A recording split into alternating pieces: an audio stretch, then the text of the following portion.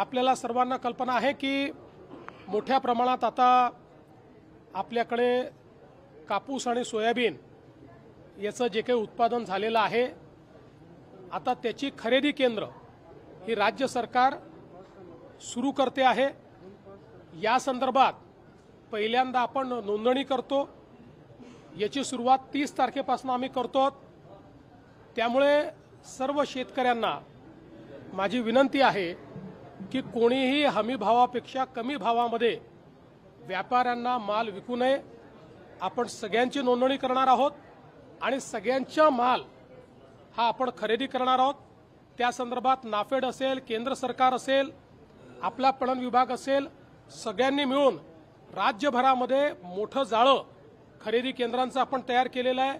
सीसीआयच्या सोबत देखील आपण त्या ठिकाणी टायअप केलेला आहे आणि म्हणून माझी सर्व शेतकऱ्यांना विनंती आहे की हमी भावापेक्षा कमी भावामध्ये कोणीही आपला माल विकू नये।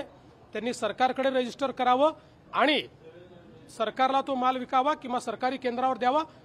जर व्यापारी हमी भावाने तो खरेदी करत असतील तरच व्यापाऱ्यांना तो माल द्यावा।